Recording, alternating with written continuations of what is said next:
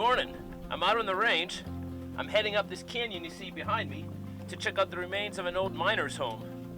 Let's go!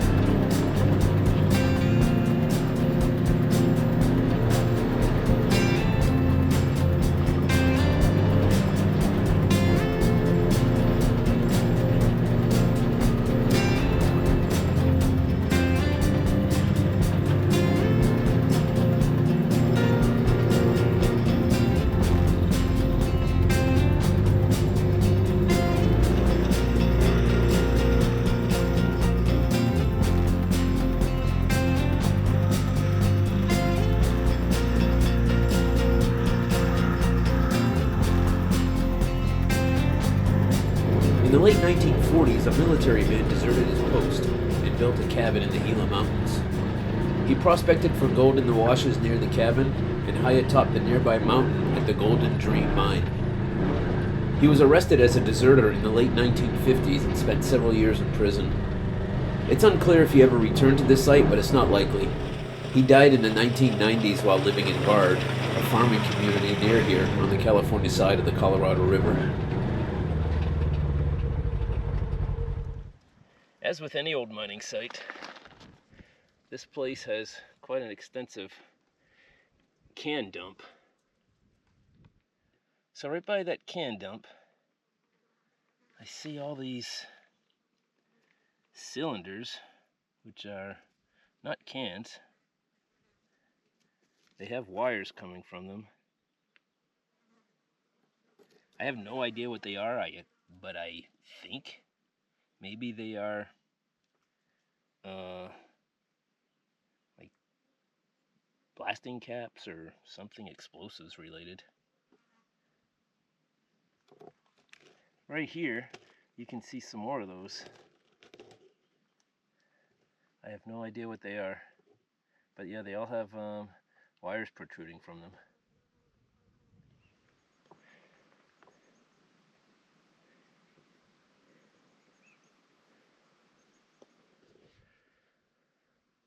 All right, so I told you we were out on the range.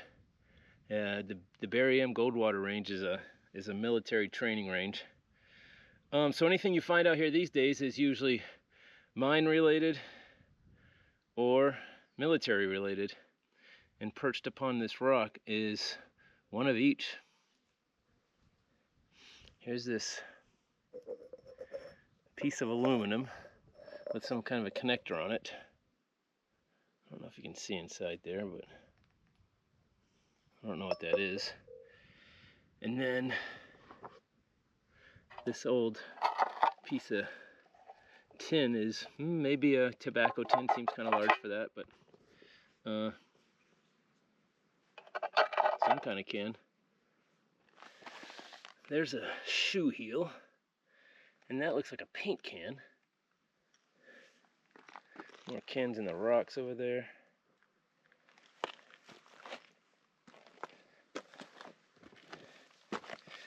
Here's another one of these things. And I think we found the main can dump right here.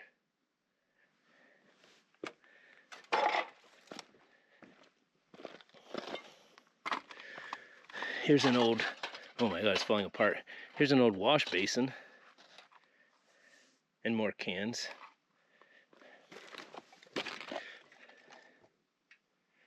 And a stovepipe. And more cans. Oh, here's some. Ugh. Oh my goodness. This one still has the key on it. So it was clearly opened from on top, but that's pretty wild. He didn't do the old twist to open method.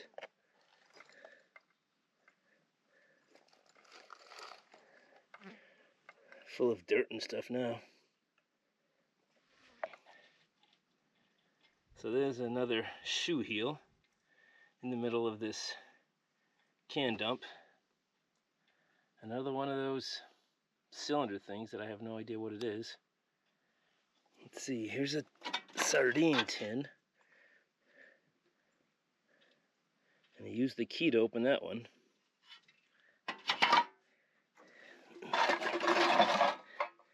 Here's another, almost like Spam.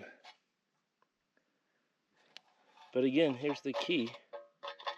And it hasn't been opened the way you would have expected it.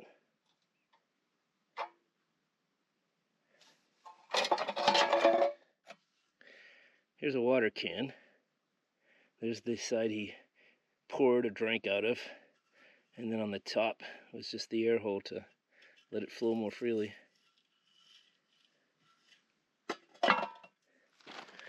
Alright. We're coming upon the site of the deserter's cabin. It seems to me like it was much more of just a shelter, but there's a lot of wood and some tin, so I mean it might have been an actual building, but it hasn't survived the 50, 60 years, 70 years since it was abandoned. But clearly this was the site.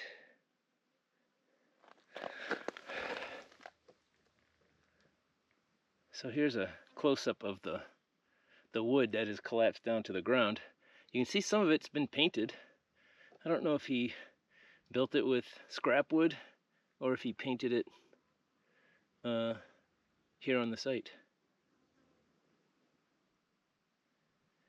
And here we have an old mattress.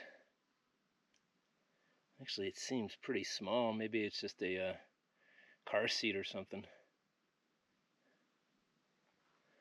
Well, here's a hot water heater. So he wasn't completely roughing it out here. And right over here is an upside down table. Whether that was a workbench or someplace to sit at and eat, probably both. So right in front of me is the site of the deserter's cabin.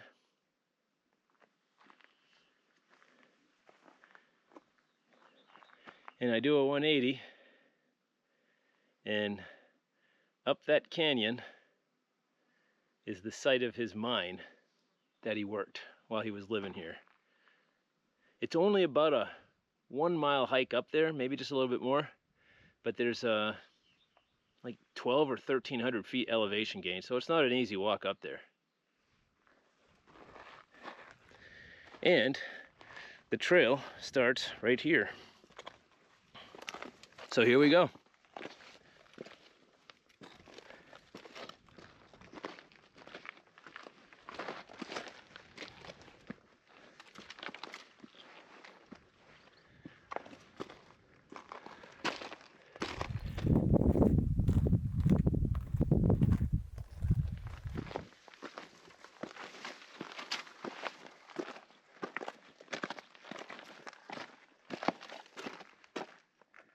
I'll be walking this trail up, all the way up this canyon, until we get to that saddle in the range up there at the top. From there we'll see a pretty good view of Wellton Valley, and from there it'll be a short distance to the mine.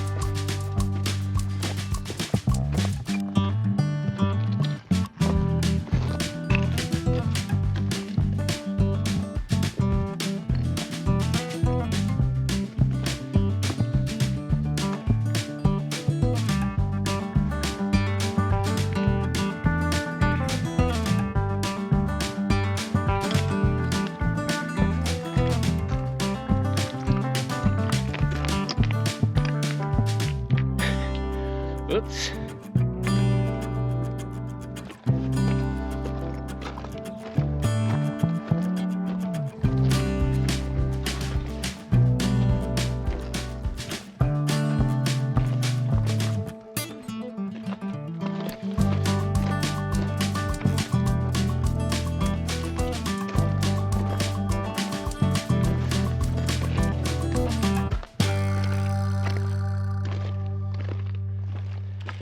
As I near the summit, I can hear and feel the wind picking up, so it'll probably be quite breezy by the time I get up there.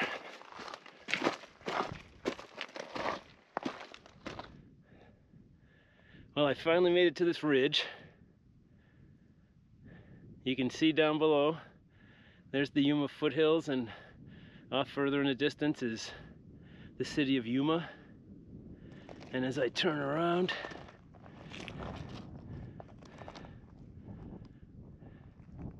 there's the Wellton Valley.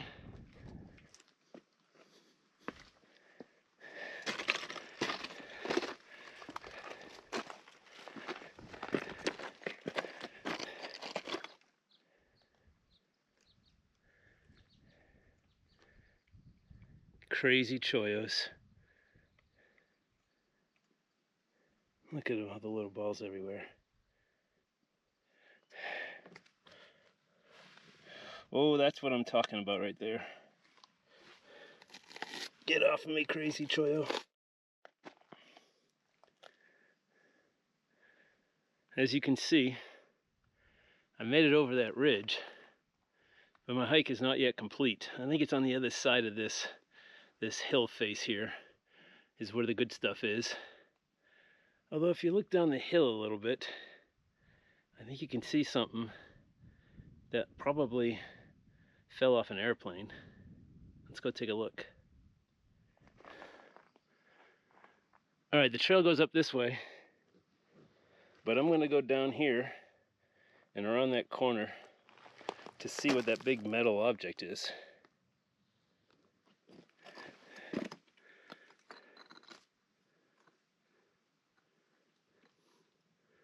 Here's a close-up of some of this stuff.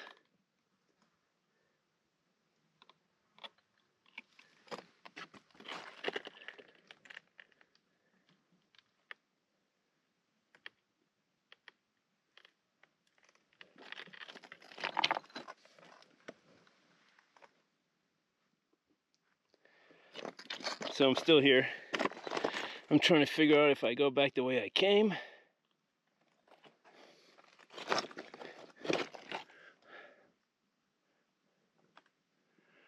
or climb this rock ladder.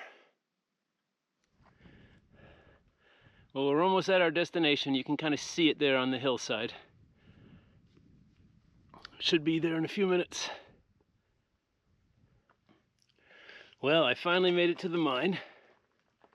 But first, here's a couple more things that fell off an airplane.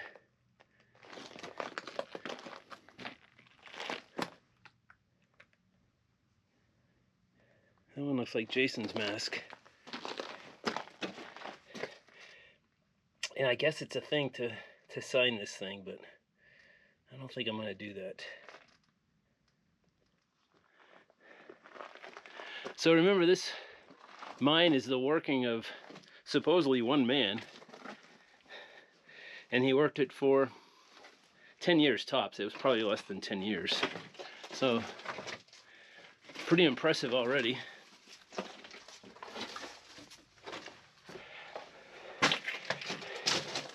He certainly moved quite a lot of ore.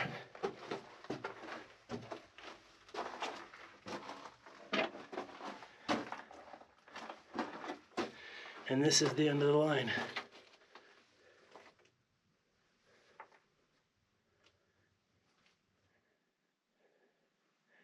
Well, you can see the trail back down the mountain. That's the way I came up. And I'm about ready to go back down, but